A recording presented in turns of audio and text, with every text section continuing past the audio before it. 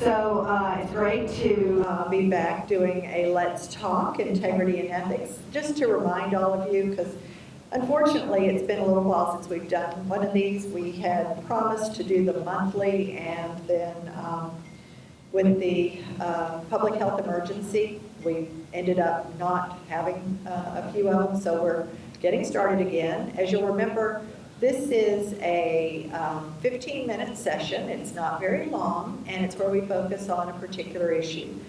And it seemed very appropriate for us to restart these by bringing in Brett Hayes, who is our Chief of Security and Compliance, to give you an overview of the annual report that his office will be issuing today or tomorrow. As you'll remember, when we started all of this, Brett's office set up a new integrity.com where individuals can report either with their names and information or report anonymously things that they think we need to look into. And so it can be a wide variety of issues and areas. And Brett promised that he would produce a regular report so that you could see what was happening, what was coming in the door, and see what was found and the disposition of all of it. So his annual report is completed. He showed it to me the other day, and we said this would be a great time to start back the Let's Talks and let him give you an overview of that report. So, Brett, with that, why don't we just start with you giving a quick overview of what does the report for the last year show? So the report that you'll see, it will show that our integrity referrals have increased significantly since last year. We had 236 referrals to us. That is 80% more than we had all of last year, and that can directly be attributed to the integrity reporting form. Employees can submit referrals through that form, and also the general public can as well. Most of our referrals do come from our employees. Those referrals increased threefold last year, so that really is the area that we're seeing the increase in reporting. From a perspective of looking at the types of referrals that we're receiving the same types of referrals, but we're just receiving more of them. But there are some areas that we're seeing new issues come up, like in unprofessional conduct, breach of confidentiality, some areas there that do give us a cause for concern that we're seeing. I think, it's wonderful, and we really do appreciate that everyone is really focusing on integrity, and that you are, when you see something you're concerned about, that you are filling out a form, sending it in, so that they can investigate and look into it. So that really is great. I did notice that, as you said, one of the largest categories was that we got a lot of referrals for unprofessional conduct. Can you talk a little bit about the kinds of things that you're seeing in unprofessional conduct? Yes, so we had 78 referrals regarding unprofessional conduct the last fiscal year, and the great majority of those relate to rude and disrespectful behavior by employees, whether it be to their colleagues or our clients. The main areas that we're seeing are, inappropriate communication, like yelling, use of profanity, overly harsh criticism. We also see issues related to supervisor actions. And some new areas that we've seen this year are instances where, a supervisor is sharing personal information about another employee, or job-related, job performance information that they should not be sharing with a colleague. That's really a new area that we've seen over the course of the last fiscal year. Okay. The other area that we got a large number of referrals and substantiated concerns was breach of confidentiality. That's an area we talk about constantly. Could you give a little information on that? Yes. So one thing I think that's important for everybody to remember because we do have access to a lot of resources, whether it's MMIS, Answer, LexisNexis. We have access to a lot of confidential information, and you're only to use those resources within the scope of your job duties. And we're seeing a lot of areas where employees are going outside the scope of their duties in using those resources. For example, through LexisNexis, you have access to information about anybody in the United States. You can look up anybody's address, you can find their social security number. We're seeing that people are using that resource to look up information about maybe a former domestic partner, an ex-spouse, colleagues. We're also seeing that they're using those resources maybe in running their own personal business, which is another matter, that they may be running a personal business on agency time, but they're also using agency resources to obtain information in running that business. We've also seen scenarios in which maybe you have an employee that suspects maybe a neighbor, a ex-spouse is committing program fraud. And while that person may have access to a system like MMIS or Answer where they could obtain eligibility information about that person, that's not within the scope of their job duties to use that resource in that manner. And if you do suspect that somebody is committing program fraud, unless you are in a fraud unit or you hold a position that involves researching eligibility, that's something that you need to report to either the fraud unit in OSC or the special investigations unit with DCO. And you can use the integrity form to report that. Yes. I mean, if you're just not sure where or how to report it, just use the integrity form. That does not have to be something around an employee at DHS. You can use it if you need to, just to say, I think this person is carrying out fraud. I mean, you can use that form to refer concerns, and Brett and his team will make sure that it gets handled properly. So don't get hung up on, I don't know how to do it, so I'm going to try to figure it out myself. Yes, we do get a lot of referrals for fraud through the integrity reporting form, and most of them come from the public, but we do get referrals from employees because maybe they didn't know where to go to report it, but they found the integrity reporting form and they sent it to us. Exactly. So confidentiality is something, as we talk about all the time, it is something that we're in positions of trust with what information that we have access to.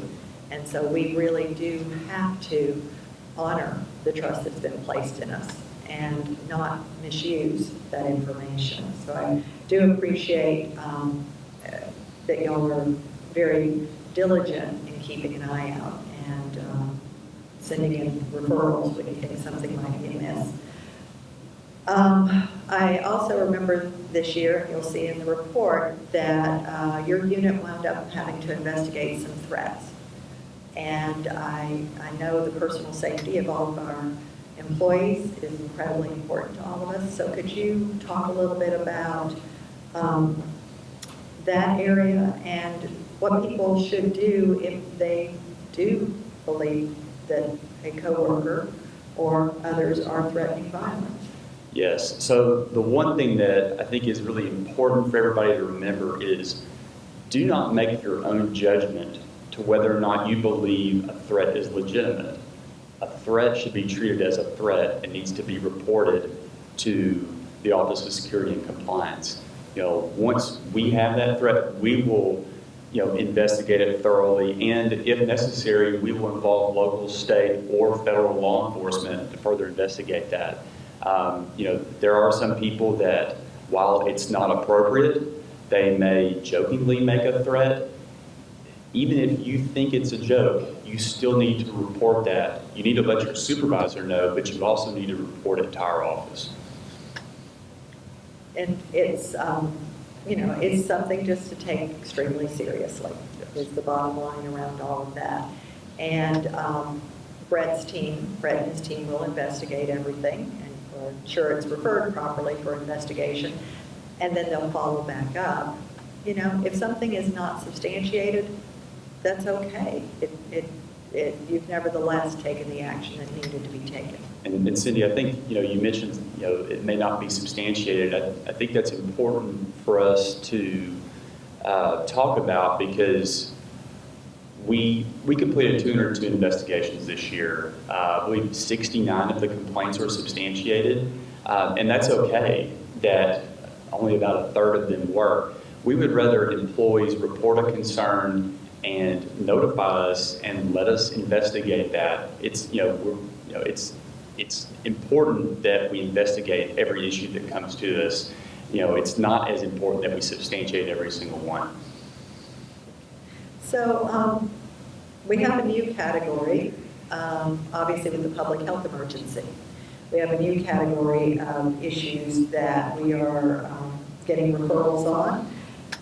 Some related to people skipping the screening, coming in through side doors, not wearing masks and yet being within 6 feet of others, those kinds of things. Can you talk a little bit about what you're seeing related to the public health emergency? Yes. So, specifically here at the central office, and I know this applies to the county offices too, because I've been out there and I see how the setup is there. We have a very strict process that you have to go through screening every time that you come in the building. We have 4 entrances that you can come in at central office that have screening stations, but there are other avenues to enter the building, whether it be through a skywalk in the north lobby or a side door in the south building. We are monitoring those entrances because you have to have a key card to go into those entrances. And if we find that a person is going in one of those entrances where a screening station is not set up, we're reporting those people to their supervisors. It's we talk about this all the time, but we are in a public health emergency. I've had folks say it seems redundant. I come in, I'm screened in the morning. Why do I have to get screened again in the afternoon when I come back in the building? At the same time, I will hear that someone came to work, right, and was at work and then started feeling bad and went home. Okay, when you start to feel bad, we do want you to go home. That means that when they came into work that morning, they felt fine, they didn't show a temperature. They may have gotten a temperature during the day. We want to catch that when they come back in. So that's why we have this policy of every time you enter the building, you go through the screening. It doesn't take very long. It's something you do to keep others safe. I want to talk for a second around the integrity issues that we are starting to have come up around remote work. And I know you are already getting referrals and conducting investigations around remote work. People who say they're working and then it's investigated and it turns out they aren't. Can you talk a little bit about what we're seeing here and maybe some best practices around remote work? The one thing that we're seeing is the remote work plans that you're required to complete if you're working remotely are very important, because in the situations that we've investigated, the supervisors for that employee have been vigilantly monitoring their employees' performance and have found that they are not following that remote work plan. And that's something that it's very crucial that supervisors do, because if you're not monitoring your employees, they're working from home, and they're not following that remote work plan, they're not in compliance with our policy. And it's very important that we do that because, as our work situation has changed, business has changed, we have to monitor our performance to make sure that we're doing our work. We're finding that some people, frankly, are taking advantage of that situation and not performing all their job duties. Another thing that we have found is that in the summer when we were going through all the childcare issues, obviously now that we have school open and things, that'll add another layer to this, we found that some people weren't being truthful about childcare centers being closed. And we would investigate those issues. We've gone out to childcare centers to confirm whether or not they were open and if the employee was telling the truth.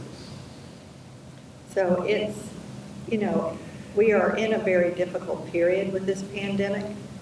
And when you have a problem, what he's saying is best practice is raise it to your supervisor. Don't put down on a form information that is not accurate, that is not the truth of what went on.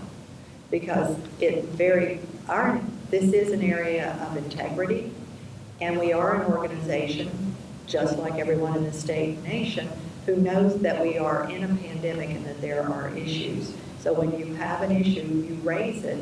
You don't fill out your remote work form and say you were working when you weren't. So just to close, you will all get a report from Brett, and I do appreciate very, very much both the referrals that are coming in. This organization, self-policing ourselves, is so critical because that's how people can have trust in us. So we really do appreciate that, and I appreciate Brett and the team taking every one of the referrals that comes in seriously and looking into them, as well as the fact that they want to be transparent and report back to all of you what the outcomes are of that work that goes on. So you will all get that report from Brett, and you will be able to see what came in this year and what the outcomes were.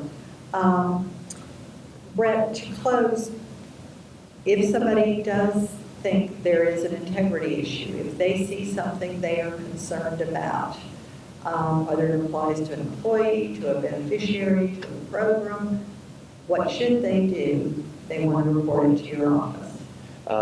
They should go to the DHS website and go to DHS Integrity. It's on the left side of the screen. Amy, I'm not sure where that's going to be when we redo the website, but it needs to be somewhere where everybody can see it. Go to DHS Integrity, and that will take you directly to the integrity reporting form. And as Cindy said, you can report anonymously.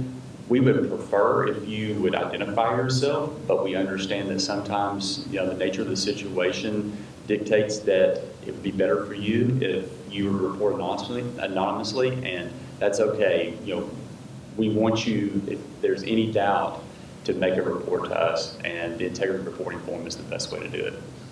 All right, thank you very much. And I think our 15 minutes is up.